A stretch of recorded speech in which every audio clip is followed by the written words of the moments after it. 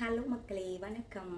போன வீடியோவில் நான் சொல்லியிருப்பேன், என்னோட ஃப்ரெண்டுக்கு சீமந்தம் இருக்குது, அவங்க என்ன நம்பி ஒரு வேலை கொடுத்துருக்காங்க. அவங்களுக்கு ட்ரெஸ் பண்ணி விடணும், ஹேர் டூ பண்ணணும், அப்புறம் மேக்கப் பண்ணணும்னு சொல்லியிருக்காங்க. ஸோ என்னோட வேலையை காட்ட வேண்டிய நாள் வந்துருச்சு. இன்றைக்கி ஆஃப்டர்நூன் 12 o'clock ஃபங்க்ஷன். இப்போ டைம் 9 o'clock ஆகுது. நான் மட்டும் கிளம்பிட்டேன். அவங்க வீட்டில் போயிட்டு ஃபஸ்ட்டே அவங்களுக்கு ட்ரெஸ்லாம் பண்ணிவிட்டு பக்கத்தில் தான் ஹால் புக் பண்ணியிருக்காங்க. 5 minutes தான். ஸோ நானும் அங்கே போயிட்டு லாஸ்ட்டாக ட்ரெஸ் பண்ணிவிட்டு அப்படியே கிளம்பிடுவோம். நாங்கள் குட்டி பசங்களும் தமிழும் வந்து ஒரு 11 o'clock இங்கேருந்து கிளம்புவாங்க. ஸோ இப்போ நான் மட்டும் ரெடி ஆகிட்டேன். சும்மா ஒரு சிம்பிள் டாப் அண்ட் ஜீன் போட்டு ரெடி ஆகிட்டேன். மேக்கப்லாம் இன்னும் பண்ணலை, அதெல்லாம் அங்கே போயிட்டு லாஸ்ட்டாக பண்ணிக்கலான்னு. அண்ட் இன்றைக்கி வந்து சீமந்தம் மட்டும் இல்லாமல் அவங்க ஃபுட் அரேஞ்ச் பண்ணியிருக்காங்க. ஒரு 20 ஃபேமிலிஸை இன்வைட் பண்ணியிருக்காங்க. ஸோ நாங்கள் வந்து பாட்லக் மாதிரி பண்ணலாம் அப்படின்னு ஆளுக்கு ஒரு டிஷ் பிளான் பண்ணியிருக்கோம். ஸோ நான் வந்து கிரில் சிக்கன், ட்ரம்ஸ்டிக் சிக்கன் தான் பிளான் பண்ணியிருக்கேன். அதனால் ஃபுல்லாக நேற்றே மேரினேட்லாம் பண்ணி வச்சாச்சு. அதுக்கு மெயின் சட்னி அரைச்சிட்டேன். ஆனால் இங்கேருந்து இவ்வளோ சீக்கிரம் பண்ணி எடுத்துகிட்டு போனால் ரொம்ப டைம் லேட் ஆகிடும். அதனால் நான் எல்லாத்தையும் பேக் பண்ணி எடுத்துகிட்டேன். அவங்க வீட்டில் போயிட்டு அவங்களுக்கு மேக்கப் பண்ணும் போது சைட் பை சைடு அவனில் போட்டு ரெடி பண்ணிவிடுவேன். நான் வந்து மேக்கப் பண்ண போகிறேன் அப்படின்னா எனக்கே ஒன்றும் பெருசாக தெரியல. நீங்கள் வந்து ஓவர் எக்ஸ்பெக்ட்லாம் பண்ணாதீங்க. நான் என்ன பண்ணியிருக்கேன்ட்டு கடைசியெலாம் காட்டுறேன் உங்களுக்கு. சரியா? ஓகே. ஆல்ரெடி சாரீ கொண்டு வந்து என்கிட்ட கொடுத்துட்டாங்க.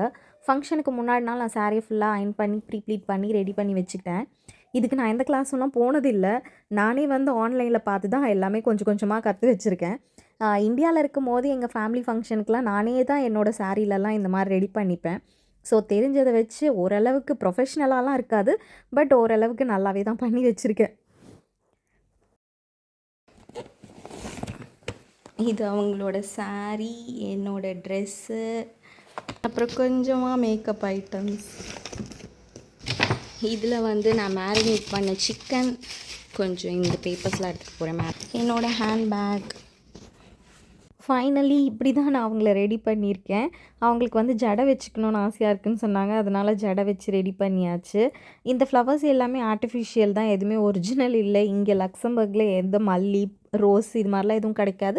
ஆனால் பொக்கேயில் வைக்கிற ரோஸ் இருக்கும், மற்றபடி இந்த மாதிரி ஃப்ளவர்ஸ்லாம் கிடைக்காது. இது எல்லாமே அவங்க வந்து அவங்க ரிலேட்டிவ்ஸை கொஞ்ச நாள் முன்னாடி இந்தியாவிலேருந்து பார்சல் அனுப்ப சொல்லியிருந்தாங்க.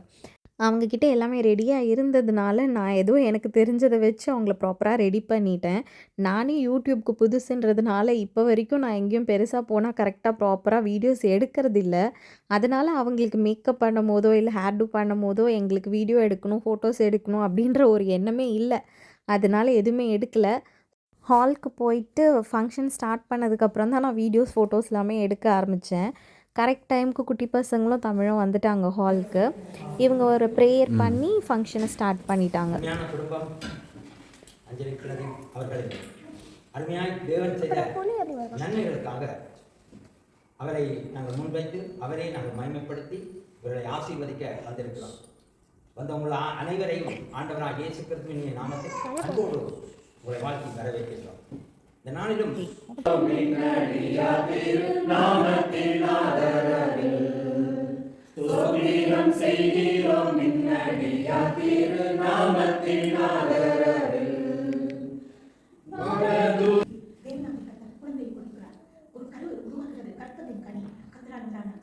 சங்கீதத்தில் இருக்குது. கர்த்தத்தின் தன்மை, கர்த்தரால் உண்டான சுதந்திரம் மனுஷனுக்கு கடவுளை உணவில்லாத தன்மைகளால் கிடைக்கிறது. நாம் அப்படி இல்லை. நமக்கு தேவன் கை கொடுக்கிறது. நமக்கு முன்னால் ஒரு ஆண்டு சாட்சியாக இருக்கிறார்.